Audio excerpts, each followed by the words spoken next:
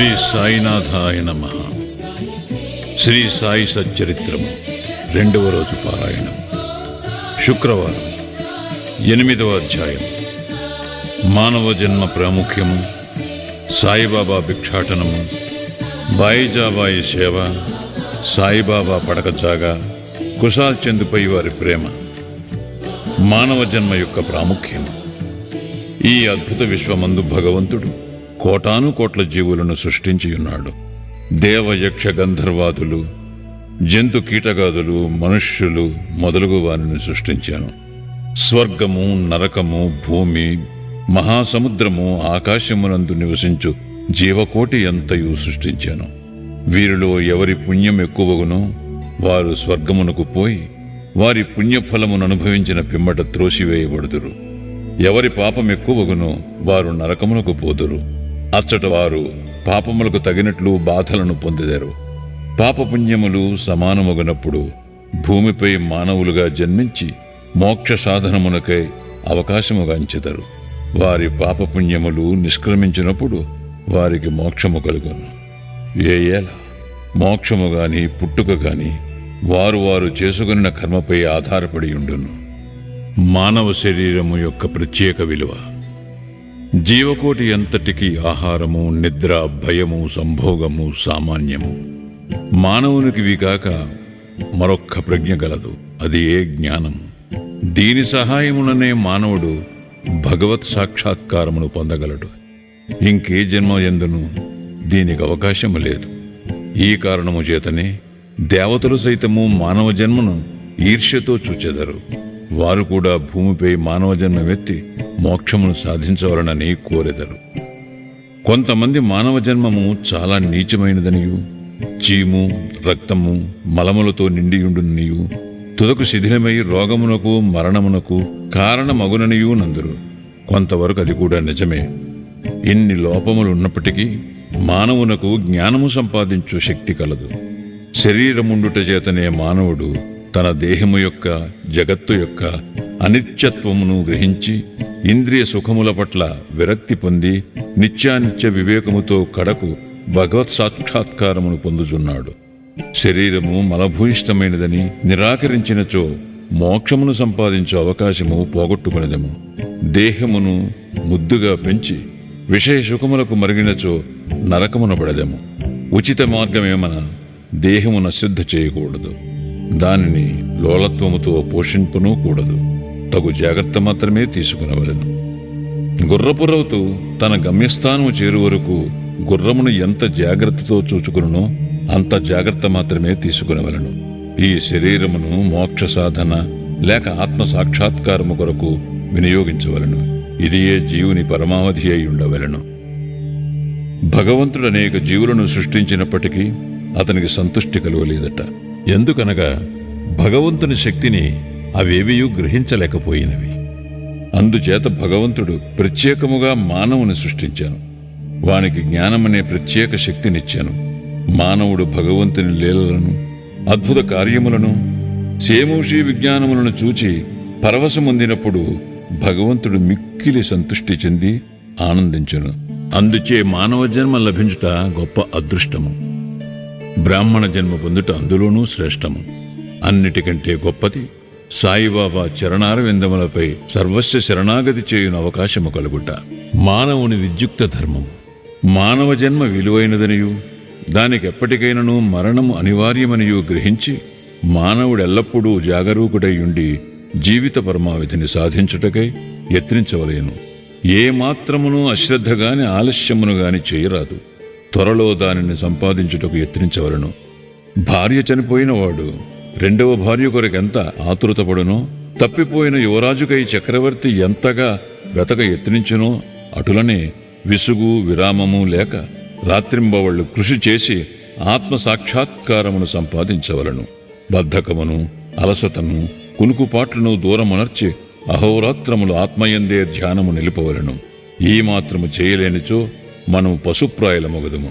తక్షణ కర్తవ్యము. మన ధ్యేయము సత్వరము ఫలించు మార్గమేదనా వెంటనే భగవత్ సాక్షాత్కారము పొందిన సద్గురువు వద్దకేగుట.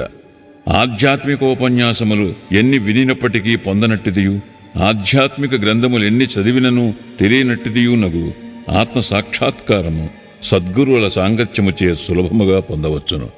నక్షత్రములన్నీయూ కలిసి ఇవ్వలేని వెలుతురును సూర్యుడెట్టు ఇవ్వగలుగుచున్నాడో అట్లనే ఆధ్యాత్మికోపన్యాసములు గ్రంథములు ఇవ్వలేని జ్ఞానమును సద్గురువు విప్పి చెప్పగలడు.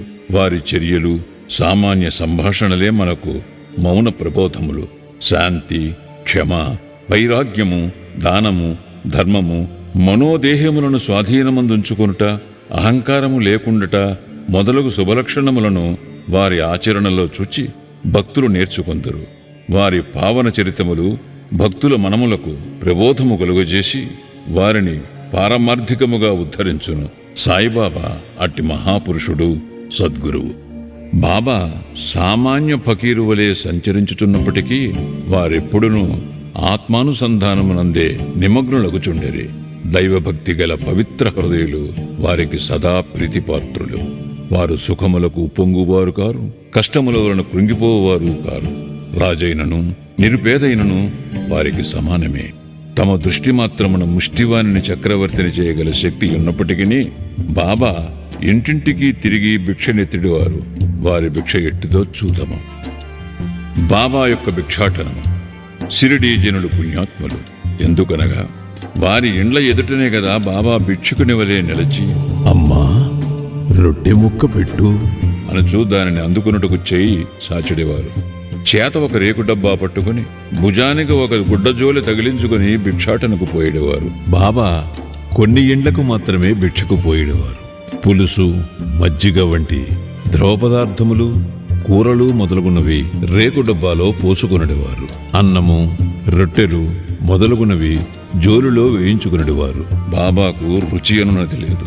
వారు జిహ్మను స్వాధీనం అందించుకునేది కాన అన్ని పదార్థములను రేకు డబ్బాలోనూ జోలెలోనూ వేసుకునేవారు.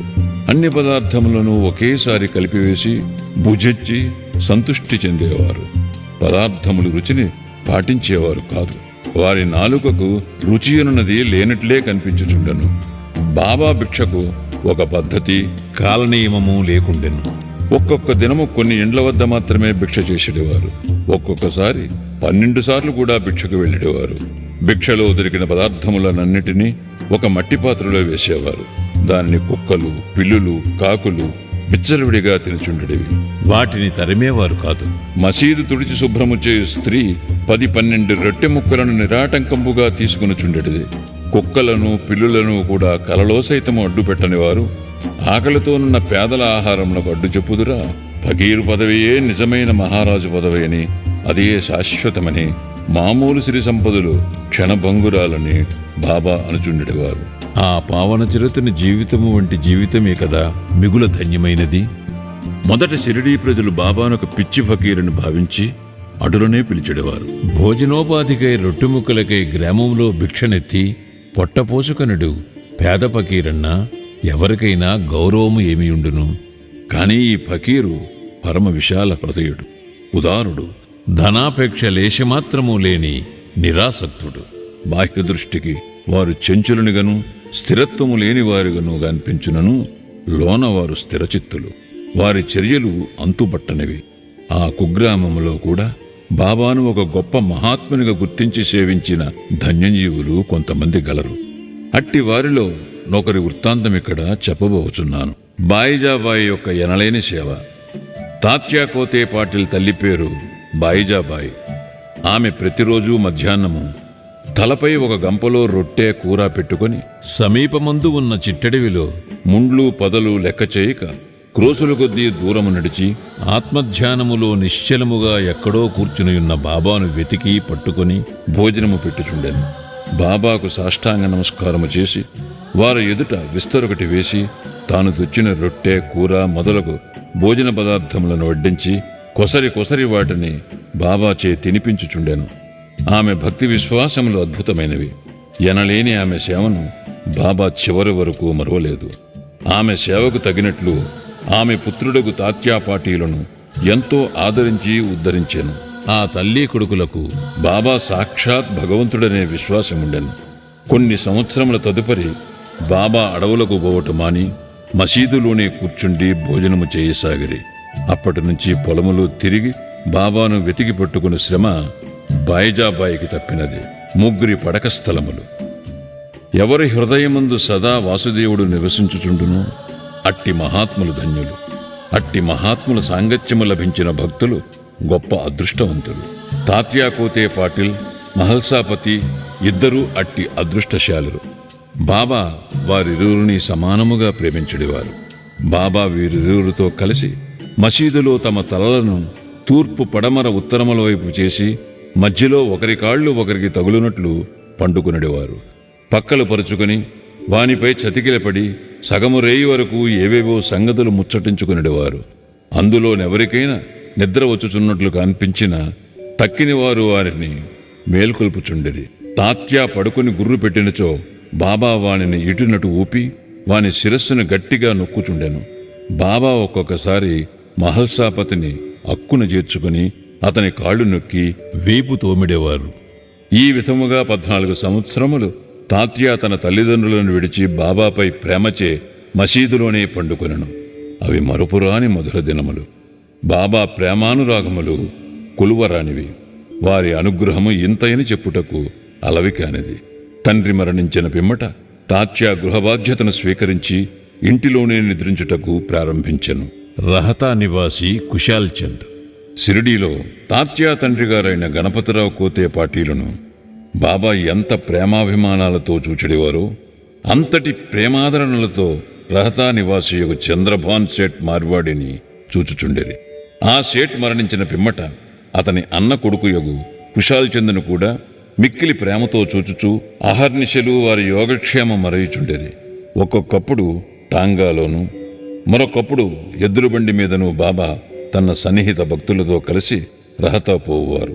రహతా ప్రజలు భాజా భజంత్రీలతో ఎదురేగి బాబాను గ్రామ సరిహద్దు ద్వారము వద్ద దర్శించి సాష్టాంగ నమస్కారములు చేసేవారు. తర్వాత మహావైభవముగా బాబాను గ్రామములోనికి సాదరముగా తీసుకుని వెళ్ళేవారు. కుశాల్ చంద్ బాబాను తన ఇంటికి తీసుకుని పోయి తగిన ఆసనమందు కూర్చుండజేసి భోజనము పెట్టేవారు. ఇరువురును కొంతసేపు ప్రేమోల్లాసములతో ముచ్చటించుకునేవారు. తదుపరి బాబా వారిని ఆశీర్వదించి షిరిడీ చేరుచుండెడివారు. షిరిడీ గ్రామమునకు సమాన దూరములో ఒకవైపు దక్షిణమున రహత, మరోవైపు ఉత్తర దిశయందు నీమ్గాం ఉన్నవి. ఈ 2 గ్రామములు దాటి బాబా ఎన్నడూ ఎచ్చటికీ పోయి ఉండలేదు. వారెన్నడూ రైలు బండిలో ప్రయాణము చేసి ఎరుగరు. రైలు బండిని కనీసము చూచి కూడా ఉండలేదు. కాని సర్వజ్ఞుడైన బాబాకు బండ్ల రాకపోకలు ఖచ్చితముగా తెలియచుండెడివి. బాబా వద్ద సెలవు పుచ్చుకొని వారి ఆజ్ఞానుసారము ప్రయాణము చేయువారులకు ఏ కష్టములు ఉండేటివి కావు. బాబా ఆదేశములకు వ్యతిరేకముగా పోవారులు అనేక కష్టములు పాల్గొచుండెరి. అటువంటి కొన్ని సంఘటనలను మరికొన్ని ఇతర విషయములను రాబో అధ్యాయములో చెప్పెదను. 8వ అధ్యాయం సంపూర్ణం. సద్గురు శ్రీ సాయినాథార్పణమస్తు. శుభం భవతు.